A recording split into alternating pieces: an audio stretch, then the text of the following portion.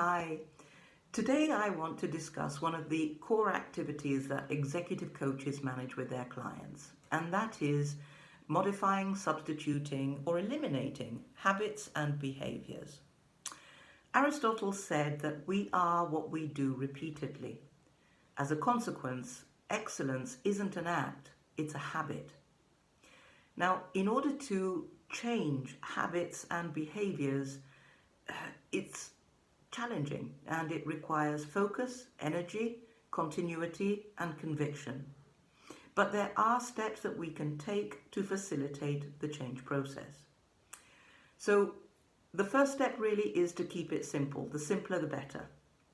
The second is to plan how we intend to proceed. And when we plan, it's important to think in terms of what really motivates us to do this.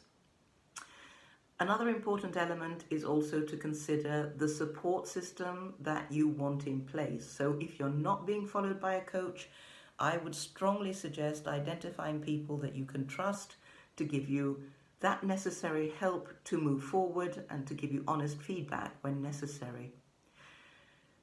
Each behavior that we're trying to modify or change or replace will have different triggers. Now, it's essential for you to identify those triggers in order to replace those triggers with different behaviors. Keeping things simple, starting with baby steps will really facilitate moving forward. Be kind to yourself and be patient.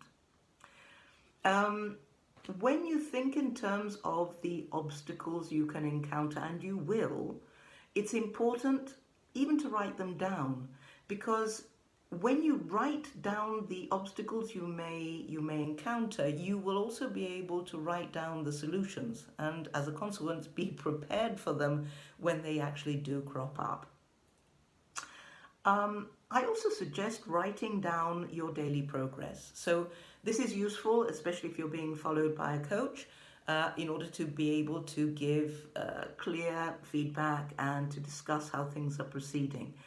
But it's also important for you because it will facilitate modifying where necessary or reinforcing those strategies that have actually been successful.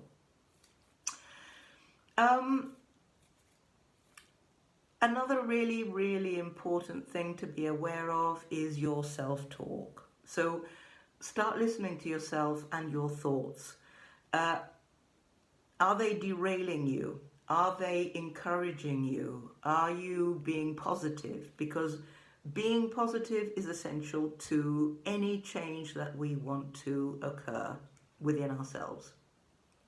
If you have a little voice in your head that says, you can't do it, it's too hard, too much effort, why are you going on like this? You need to be aware of it when it occurs so that you can replace that voice with, I can do this.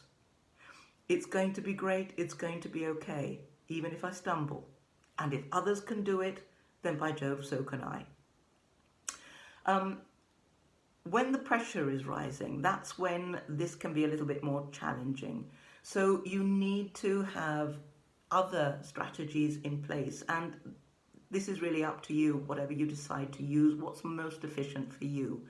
You can try with deep breathing, you can try visualizing, in other words, imagining how your day-to-day existence will be once you've managed to replace a behavior or modify it, once you've achieved, your goal. You may decide to drink a glass of water, you may take a walk around the office, you can actually also exercise in your office. Anything that will help you to reduce the tension and to be a little bit more focused on really what you want to achieve. Another element that's important in any change process is to be aware of saboteurs. There will always be not only that little man or voice in your head that says this is too much effort, it's too much like hard work. You will also find people, external people around you, who will tend to be a wet blanket and discourage you. You need to be assertive and to be decided with these people. If they're not there to support you, you do not need these people around you. It's important to renew your commitment with yourself frequently. Remind yourself why you're doing this. Remind yourself of the benefits of this effort. If you fail, be kind, as I've just said. You will fail, you will trip up. Not every day will be successful, and it's all part of the learning process. Every time your new strategy is not successful, it will in fact get you closer to your final result, because it'll help you to understand yourself, the way other people react to you, and how you can modify and actually attain what you've set out to reach. To conclude, I cannot tell you how important it is for you to recognize your own successes, even if they're only baby steps. Recognize and celebrate what you've managed to achieve. Don't only concentrate on the failures or the times that it didn't work out or when things haven't been exactly as expected or went to plan. Your success depends on you being kind to yourself and recognizing that it's a continuous effort to move in the right direction. It's like when you start going to a gym. If you haven't been exercising regularly, the first time you go to a gym, you feel like an 80-year-old afterwards because everything hurts. Things you didn't realize you had hurt.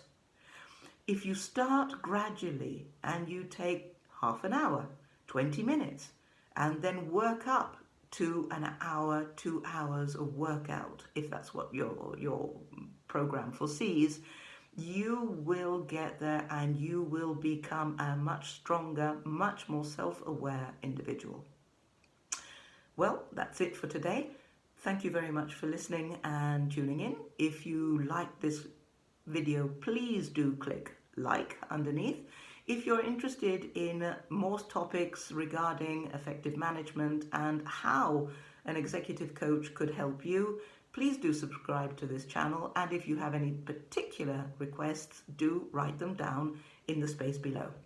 Have a great day. Thank you very much for following, and I'll be back very, very soon. Thank you.